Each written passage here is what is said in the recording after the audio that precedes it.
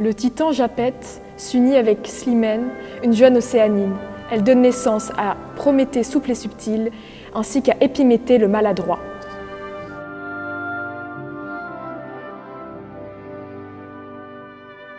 Elle donne aussi naissance à Atlas à l'âme violente et à Ménoitios trop plein d'orgueil. Cette histoire remonte donc au temps de la guerre opposant les dieux aux titans, ce qu'on connaît plus communément sous le nom de titanomachie.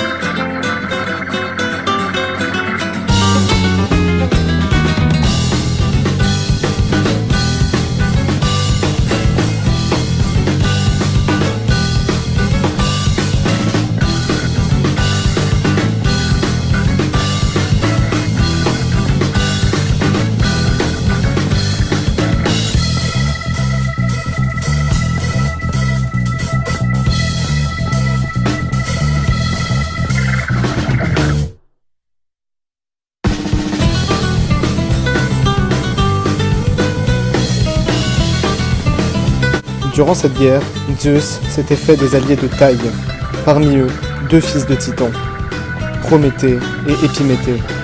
Ils l'aidèrent à vaincre les titans eux-mêmes. Il les récompensera par la suite. Mais avançons d'abord un peu dans le temps, voulez-vous ? À Méconée, la discorde entre les dieux et les hommes mortels tente de se régler.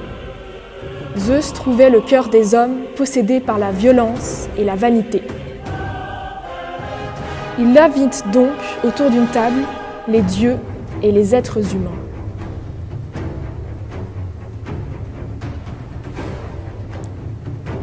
Prométhée prépare un énorme bœuf qu'il partage.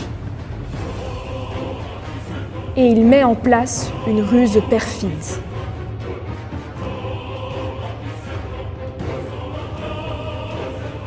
Il place sur la table 2 mets. L'un semblait écœurant, recouvert de mauvaise graisse, mais caché en son sein de la bonne chair. L'autre avait une apparence bien appétissante qui masquait les os.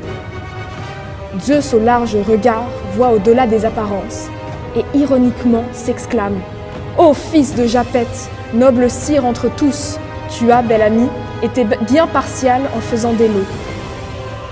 Le père des dieux et des hommes sait ce qui se cache sous ces apparences et enlève la belle couche appétissante découvrant le contenu rempli de colère.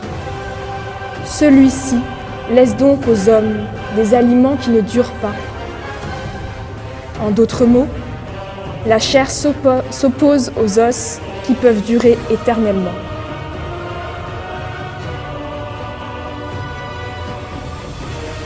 Prométhée croyait pouvoir tromper les dieux et tromper Zeus.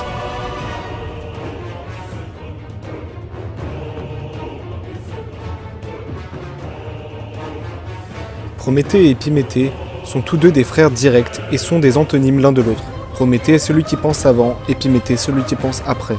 Ils sont tous deux frères avec le fameux titan Atlas, condamné à porter le monde sur ses épaules. Ces 2 êtres ont été d'une grande utilité à Zeus durant la titanomachie. Ces derniers se joindront ainsi aux vainqueurs, et Zeus décida de les remercier en leur confiant une mission d'une importance capitale. Il devait créer des êtres vivants, mortels. C'est ainsi qu'Épiméthée créa les animaux et que Prométhée créa l'être humain. Étant donné que Épiméthée pensait toujours après coup, il donna toutes les caractéristiques physiques à ces animaux. Il les munit d'écailles, de griffes, d'ailes, de vitesse, de poils, de force. Par conséquent, il laissa les hommes nus. C'est ainsi que Prométhée prit la décision de combler ses manques en permettant à l'homme de se déplacer sur ses deux jambes. Cependant, ce n'était toujours pas assez pour assurer leur survie. Prométhée décidera alors de commettre l'irréparable pour permettre à sa créature d'exister.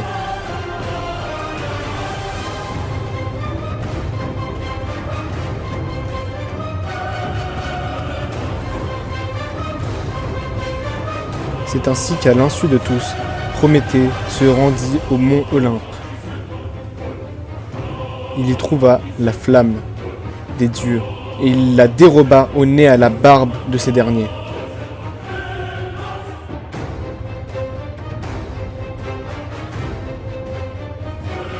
Suite à tous ces événements, et notamment au banquet, Zeus décida en premier lieu d'arrêter de faire éclater sa foudre qui permettait aux mortels de survivre grâce au feu.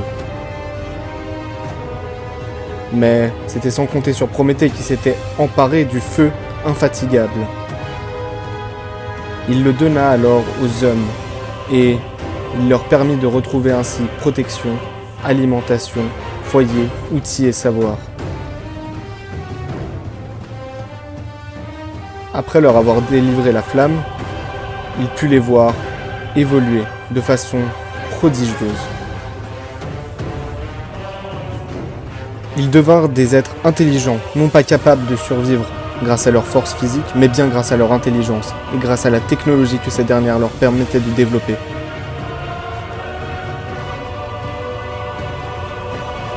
Zeus, alors rempli de colère, décida de créer un mal pour les mortels. Il alla demander à Héphaïstos de modeler une chaste vierge qui est ensuite habillée par Athéna. Cet être est illuminé de bijoux et émerveille les hommes. C'est alors que ce mal si beau fut créé, la femme, Pandore. C'est alors qu'elle alla à la rencontre d'Épiméthée, qui l'accueillit à bras ouverts.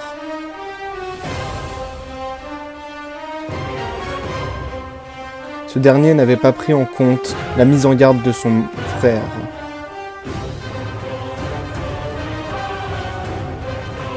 Pandore se montra bel et bien trop curieuse et ouvrit la fameuse boîte qu'elle détenait entre ses mains depuis tout ce temps. C'est ainsi qu'elle lâcha sur le monde la pire des malédictions, les 7 péchés capitaux, l'avarice, la colère, l'envie, la gourmandise, l'orgueil, la luxure et la paresse. Cependant, après la libération des 7 péchés capitaux, subsistait dans la boîte Elpis, symbole de l'espoir.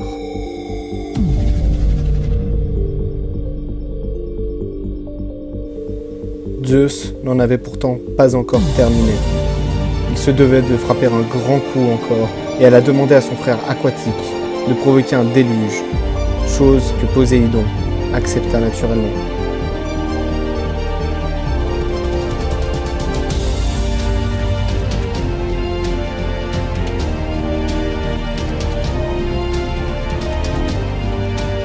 C'est ainsi qu'Hadès récolta toutes ses âmes.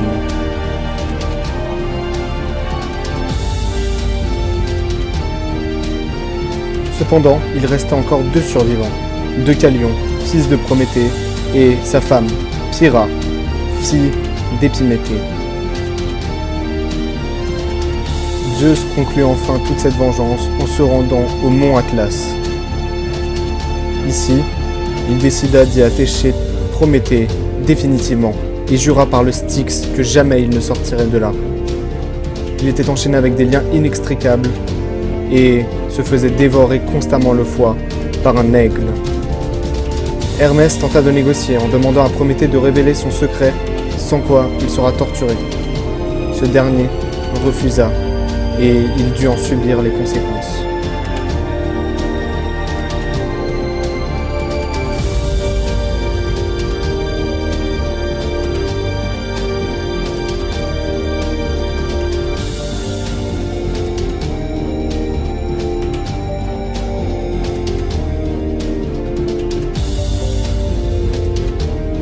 Ainsi que Prométhée fut contraint de rester attaché au Caucase à se faire dévorer le foie. Une vache déboussolée s'approcha alors de lui, en escaladant la falaise. Lorsqu'elle tomba sur Prométhée, elle fut choquée. Qu'avait donc fait cette personne pour mériter un tel sort? Elle-même souffrait horriblement, constamment pourchassée par un temps. Elle était contrainte à errer sans fin. Prométhée la reconnut alors. Son nom était Io, fille d'Inachos. Cette dernière avait enflammé la colère d'Héra, cette même Héra qui, bien des années plus tard, déchaînera sa haine sur Héraclès. Io ne connaissait pas l'identité de son interlocuteur, jusqu'à ce que ce dernier décide de se révéler en tant que Prométhée. Ce nom lui fut plus familier, car quel humain n'avait donc pas eu vent du nom de leur héros? Il lui raconta alors sa version de l'histoire et la façon dont Zeus l'avait traité pour ses actes. Io avait elle-même eu affaire à Zeus. C'est ainsi qu'elle se mit à conter sa propre histoire. Elle expliqua ainsi avoir entretenu une relation avec la divinité, le dieu de l'esprit lui-même. Il s'était alors transformé en nuage pour aborder la magnifique Io. Malheureusement pour lui, tout ne se passa pas comme prévu. Il fut découvert par Héra, qui le trouva sur Terre. Mais ce dernier affirma qu'il n'avait jamais vu Io auparavant. Elle avait surgi de manière soudaine de sous terre. Héra demanda alors à son mari divin de lui confier la jeune femme. Pour ne pas éveiller de soupçons, Zeus fut contraint d'accepter. C'est ainsi que Io fut transformée en génisse par Héra elle-même. La déesse, ne voulant pas revoir son mari avec une autre femme, confia la vache à Argus, un géant doté de 100 yeux. Rien ne pouvait tromper sa garde, pas même Zeus, dieu de l'esprit.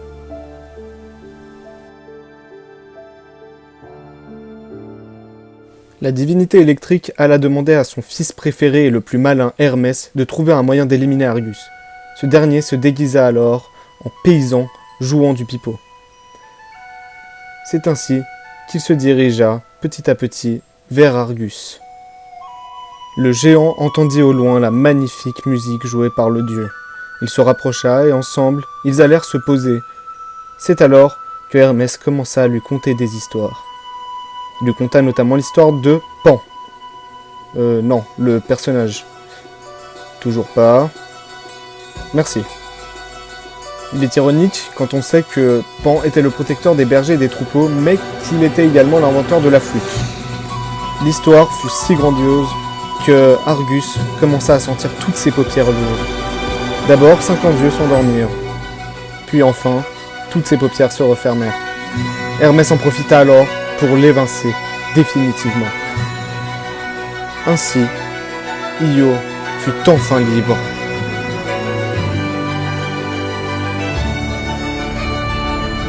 Naturellement, Héra ne tarda pas à apprendre la nouvelle et en fut très attristée. Elle prit tous les yeux d'Argus et décida de les placer sur son animal favori, le Pan. Non, l'animal. Merci. Héra, en quête de vengeance, décida de jeter une malédiction sur Io, un temps qui la piquerait constamment. Ainsi, la génisse serait contrainte de fuir sans relâche, à ne pas confondre avec le Pan, qui n'en est pas moins dangereux lui aussi.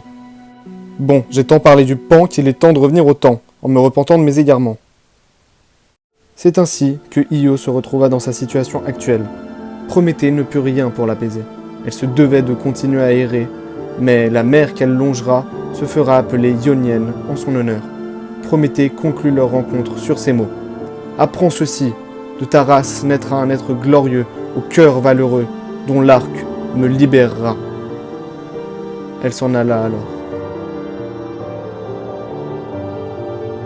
Après un long temps d'errance, et après avoir traversé de nombreuses mers, Io atteint enfin le Nil, où Zeus la retrouva.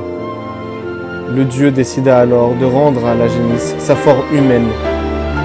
Zeus aura avec elle un fils du nom d'Épaphos. Il sera un descendant du glorieux Héraclès. C'est ainsi que Prométhée se mit à attendre. Les jours devinrent des années, qui devinrent des décennies, qui devinrent des siècles. Au loin, il fut bien distingué par les Argonautes, mais ils ne l'aidèrent nullement. À leur bord, en revanche, figurait un être particulier, du nom d'Héraclès.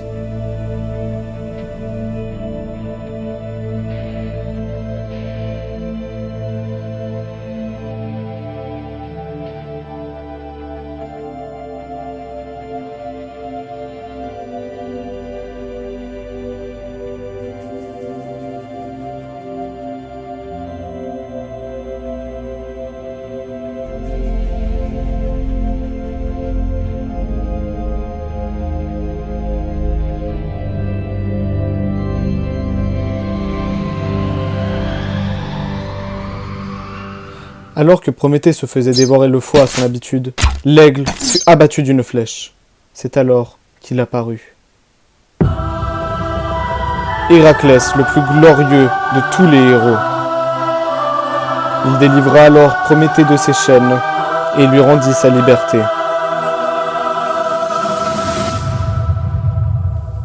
Zeus abandonne sa rancune, mais a le devoir de tenir la promesse faite à Styx. Prométhée restera à jamais enchaîné au Caucase. Rusé, Zeus donne un anneau fabriqué avec la pierre du Caucase à Prométhée et peut par conséquent tenir sa promesse.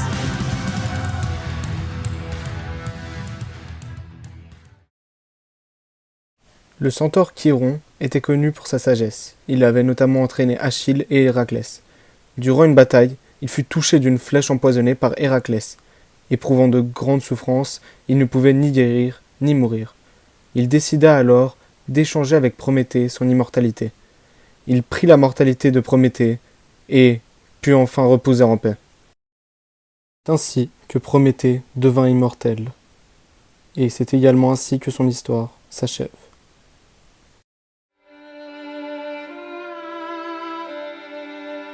Le mythe de Prométhée se recentre sur la création. Il met en avant l'importance d'opposer l'intellect et l'esprit, tout comme dans le mythe d'Asclépios. Ainsi, Prométhée est l'intellect, tandis que Zeus est l'esprit. Les deux sont en opposition. La création se développe de deux façons différentes selon la nature humaine, la spiritualisation ou le pervertissement. La spiritualisation progressive anime tout, elle est le désir essentiel. L'esprit est le créateur, sa forme préconsciente, car il organise la forme animale, pour se nourrir ou se reproduire. Il pousse la vie à la progression vers des formes toujours plus conscientes. L'homme est la création de l'esprit au sens mythique. L'homme est différent de toutes les autres formes de vie. Il devient conscient, intellectuel et individuel. Le lien avec le mythe ici est possible, car il complète le principe de la création, qui était l'esprit et le règne de Zeus. On a ici les débuts de l'être conscient avec Prométhée, qui symbolise l'intellect. Prométhée est la continuation et l'amplification de la théogonie d'Hésiode. Il remet au goût du jour la lutte des titans et des dieux, mais en reprenant à partir du règne de Zeus. Le mythe de Prométhée symbolise l'éveil de la conscience. Prométhée n'est pas une divinité, mais un titan. Il va donc suivre leurs pas, car il va se révolter contre l'esprit. Prométhée n'est pas pareil, ce n'est pas un descendant direct d'Ouranos qui symbolisait les éléments naturels, dévastant la terre, mais qui la prépare à l'arrivée de la vie. Prométhée est plus évolué dans son opposition à l'esprit. Les titans étaient la révolte de la terre-mère, simple matière. Prométhée est la révolte de la matière animée, avec des formes de vie. Le déchaînement face à l'esprit est uniquement possible avec l'avènement de l'être conscient. Prométhée signifie littéralement la pensée prévoyante, toujours en contradiction avec son frère.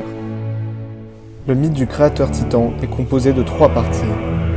D'abord, l'histoire de la création de l'être conscient, susceptible de se banaliser. Ensuite, l'histoire de la séduction de l'homme et de sa chute dans la banalisation, ou dans le cas présent, Pandore ou Adam et Ève. Et enfin, le châtiment et la réconciliation avec l'esprit.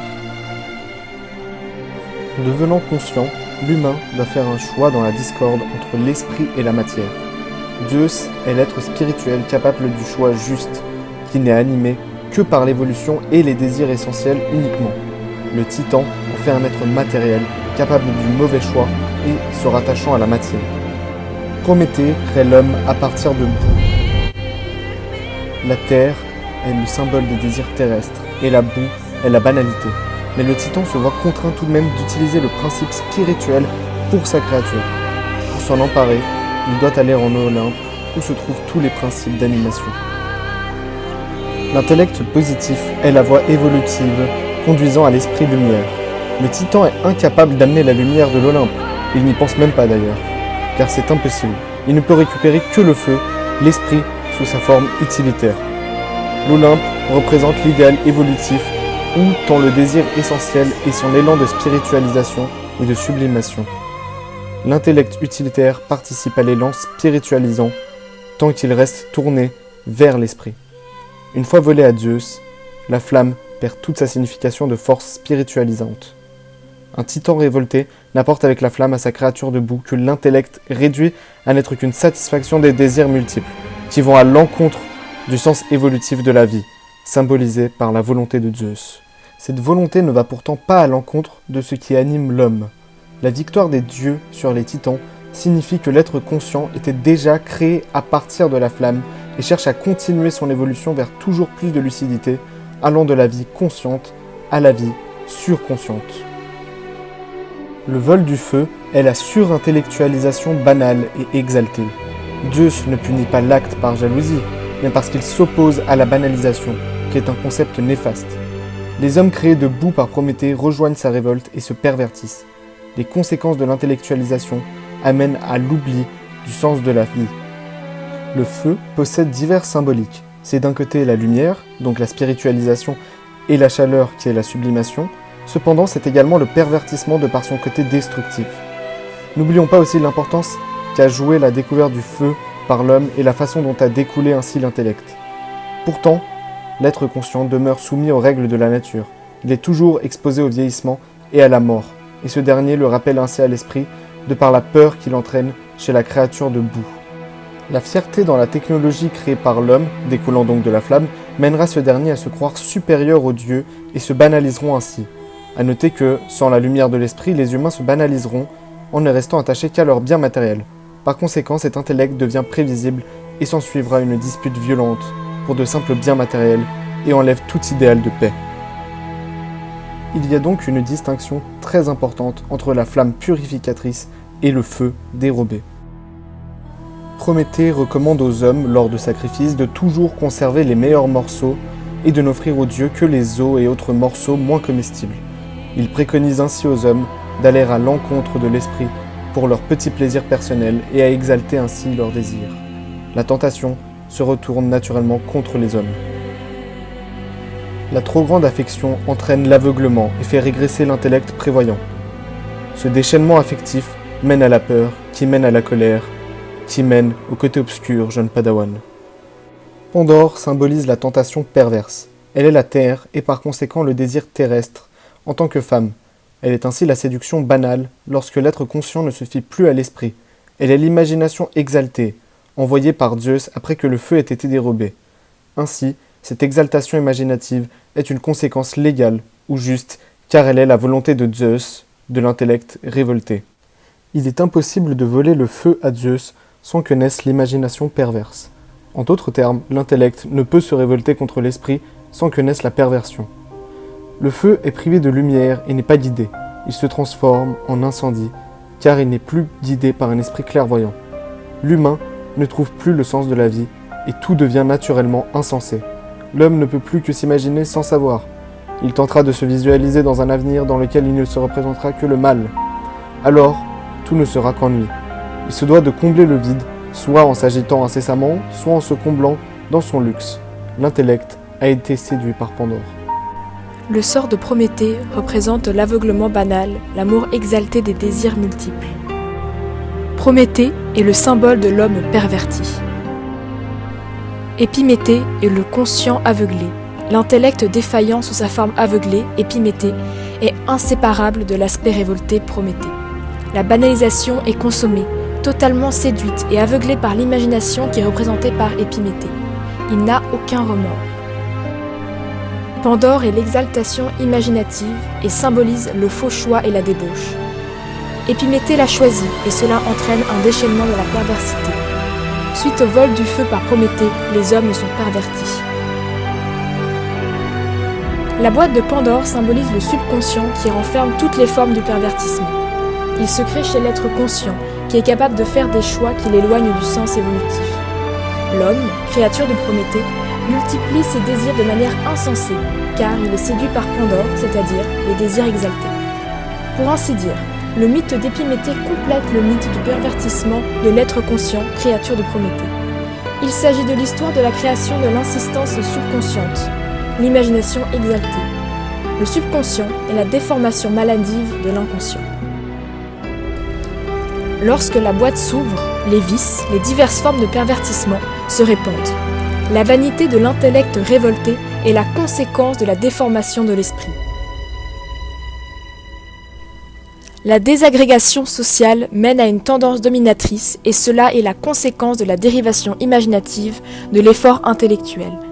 L'exaltation des besoins terrestres entraîne les hommes à se battre les uns contre les autres. Normalement, l'effort intellectuel devrait servir à dominer les forces de la nature, être utilisé dans l'intérêt commun de tous les hommes, réunir les hommes sous l'égide de l'esprit. Héphaïstos, la divinité du feu, enchaîne Prométhée et est le symbole de l'intellect, l'exécuteur de Zeus, de la loi de l'esprit. Par conséquent, l'intellect punit l'intellect révolté et Prométhée s'inflige donc lui-même le châtiment.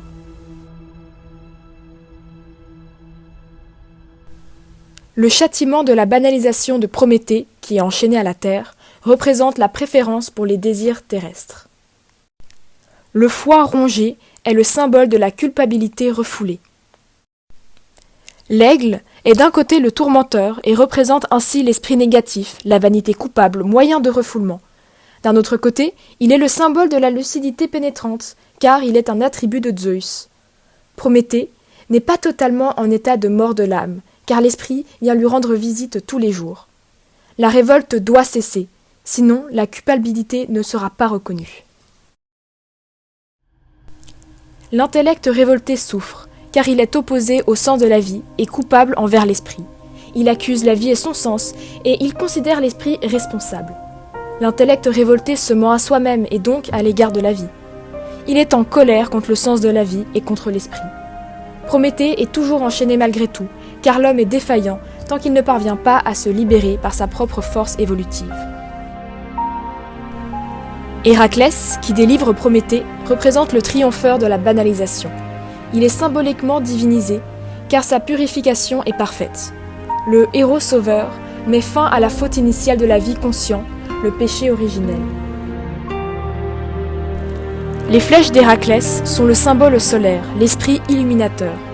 L'aigle rongeur peut être tué par l'arme de l'esprit, car les remords se meurent seulement si la faute est expiée. La fin de l'accusation haineuse sonne, et donne naissance au regret salutaire. La libération permet la ressuscitation de l'intellect et sa réconciliation avec l'esprit. L'intellect s'affranchit alors de sa révolte initiale. La fin du tourment de Prométhée permet à l'intellect réconcilié de reprendre sa forme évolutive et d'atteindre l'intensité de la spiritualisation. La réconciliation efface les conséquences de la coulpe initiale, le vol du feu. Celui-ci est apporté aux humains et peut retrouver sa signification positive. Il devient la flamme purificatrice dans laquelle s'accomplit le sacrifice sublime. Afin de prendre place auprès des immortels, le principe négatif, la banalisation, doit mourir. Épiméthée symbolise le principe négatif, l'aveuglement affectif. Il est remplacé par le centaure Chiron. Celui-ci symbolise l'intellect banalisé, comme Épiméthée, et est caractérisé par sa plaie au pied qui est inguérissable. Le centaure est le principe de guérison banale. Chiron, le symbole de la banalisation, demande à Zeus de lui accorder la mort, afin de ne pas vivre les souffrances causées par sa blessure au pied. Il offre son immortalité à Zeus afin que Prométhée puisse la recevoir. La mort de Chiron entraîne l'immortalité de Prométhée. Il se doit de mourir afin de permettre l'accomplissement de la guérison essentielle, c'est-à-dire l'évolution de l'intellect vers l'esprit. Chiron est immortel, mais sa vie n'est que calamité. L'énergie est stagnante et mal utilisée. Prométhée revient de l'aveuglement affectif, de l'exaltation imaginative. L'énergie se retire de la stagnation banale et s'applique au travail de spiritualisation-sublimation. L'échange d'immortalité entre Prométhée et Chiron montre que l'intellect seul n'est rien. Cependant, une fois qu'il est réuni avec l'esprit, il peut retrouver sa forme évolutive. L'intellect sans l'esprit se transforme en banalité, ou nervosité si les projets sont irréalisables, ce qui mène à une perversion. Le mythe de Prométhée est le symbole de l'histoire évolutive du genre humain. Il raconte le récit du déploiement du conscient, intellect, du subconscient, imagination exaltée, et du surconscient, esprit. L'image finale est la spiritualisation de l'intellect, divination de Prométhée. Ce mythe n'est pas comme les autres, qui eux symbolisent un aspect du fonctionnement pervers ou sublime. Dans toute son ampleur, Prométhée est le symbole de l'humanité. Son sort symbolise l'histoire essentielle du genre humain. Chemin de l'innocence animale, inconscient, à travers l'intellectualisation, conscient, ainsi que le danger de l'égarement, subconscient, vers l'éclosion de la vie subconsciente, l'Olympe.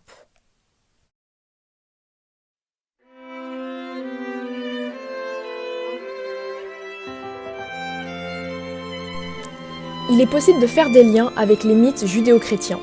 L'inconscient représente ici le paradis, le conscient la vie terrestre, le subconscient l'enfer et le surconscient le ciel. Dans les deux, il y a le thème de l'histoire évolutive de l'humanité. Prométhée représente ce thème par la tendance au pervertissement, le vol du feu, et cela fait écho à la chute d'Adam. De plus, notre héros évoque aussi l'espérance de la spiritualisation, dont le symbole est l'élévation au rang de divinité. Dans le mythe judéo-chrétien, le héros de l'élévation n'est pas semblable à celui de la chute. Prométhée est libéré grâce à Héraclès, il ne serait pas représenté comme un héros vainqueur dans le mythe chrétien, car l'homme devrait se libérer lui-même. Dans les mythes judéo-chrétiens, les personnages ne sont pas seulement symboliques. Jésus est réellement vivant, et grâce à son accomplissement, parvient à obtenir une importance mythique. Sur le plan symbolique, il est le Christ. De plus, l'élévation après la chute est seulement possible si l'homme dupe, Adam, meurt. Cela n'est pas comme dans le mythe grec. Le symbole homme dupe, Épiméthée, est remplacé par un symbole à signification identique, l'homme animal, Chiron. Le duo Épiméthée-Chiron porte la signification de la vaine promesse qui, par l'intermédiaire Pandore-Ève, tend vers l'image de la tentation originelle du mythe judaïque. La vaine promesse du démon serpent se reconnaît dans le symbole de Chiron. Le centaure n'est pas seulement le symbole de la banalisation en général. Il symbolise, comme l'ange déchu, Satan, la banalisation, la mort de l'âme. Chiron est aussi le symbole de l'âme souffrante, qui s'oppose à l'harmonisation des désirs et doit mourir. La promesse mensongère doit disparaître, afin que la vraie voie salutaire s'ouvre et que l'harmonie s'installe entre l'intellect et l'esprit. L'immortalisation du titan intellect par la mort de l'homme animal est équivalente à l'image de la divination. Nous pouvons retrouver plus implicitement d'autres parallèles avec le mythe de la Genèse. On retrouve les deux principes créateurs. L'esprit créateur, dans la Genèse, est une voix qui refuse à Adam de manger le fruit de l'arbre de la connaissance, qui représente donc l'intellectualisation. L'intellect révolté, comme pour Prométhée, représenté par l'esprit déchu, un démon, incite alors l'être conscient à la révolte face à l'esprit. Il va alors exalter ses désirs. L'immortalisation du titan intellect par la mort de l'homme animal est équivalente à l'image de la divination du mythe chrétien. Le héros vainqueur est le symbole de l'incarnation de l'esprit. Dans le mythe grec, la spiritualisation est le seul moyen pour faire mourir l'attachement exalté au désir charnel. Dans le mythe chrétien, il y a la spiritualisation de la chair lorsque celle-ci devient esprit. Il existe un lien entre la chute grecque et la Genèse, le vol du feu et la pomme cueillie. Suite à cela, il y a le même châtiment purificateur qui atteint toutes les créatures de Prométhée ainsi que les descendants d'Adam. Ce châtiment est envoyé par l'esprit aux mortels pervertis sous forme de pluie pour exterminer la vie, effet purificateur, nettoyer la terre et féconder une nouvelle fois. Le déluge symbolise le châtiment de la banalisation sous sa forme collective. Dans cette époque de souffrance, personne ne peut se sauver, excepté ceux ayant trouvé refuge dans l'arche de l'esprit, comme peut le faire Noé dans le mythe judaïque ou encore Deucalion, fils de Prométhée, dans le mythe grec. Dans les deux mythes, il existe la création d'une descendance purifiée de vices. Dans le mythe grec, Deucalion, fils de Prométhée, jette des pierres derrière lui. Ces pierres représentent le symbole des désirs terrestres banalisés. Deucalion renonce à l'exaltation banale des désirs. De chaque pierre naît un homme, et le même phénomène se produit chez son épouse Pyrrha, ou une pierre de naissance à une femme. Cette naissance symbolique annonce la future position sublime ou perverse à l'égard de l'esprit, père mythique de la création. L'attitude de Deucalion ne revient pas à l'image de la création de l'être conscient par Prométhée. Ces hommes avaient été construits debout et animés par le feu volé. Ils ont donc subi une pétrification banale. Par la suite, l'âme se ranime grâce au renoncement sublime, le rejet de la pierre.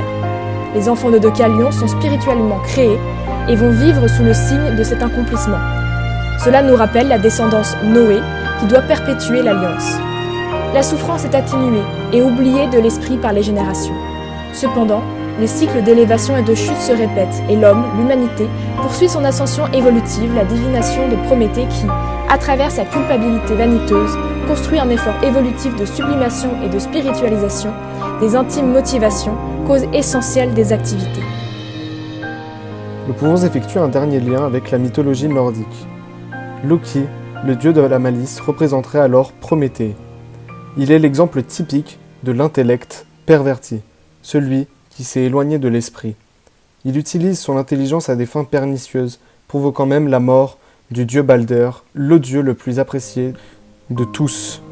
Lui aussi sera enchaîné, mais sa libération ne sera pas aussi joyeuse que celle de Prométhée, car il apportera avec lui le Ragnarok. Cela arrive parce qu'il n'aura pas été purifié. Ces liens sont faits des boyaux de son fils. En d'autres termes, il symbolise sa propre chair. Il n'atteindra donc pas la spiritualisation, et cela le gardera encore plus à ses désirs terrestres. Son intellect ne s'en retrouve qu'encore plus dangereux. Il déclenche ainsi la fin du monde. Il est donc heureux pour les dieux grecs que l'histoire fut différente. Prométhée est sans doute l'être le plus dangereux qui ait jamais existé, et il ne le sait même pas.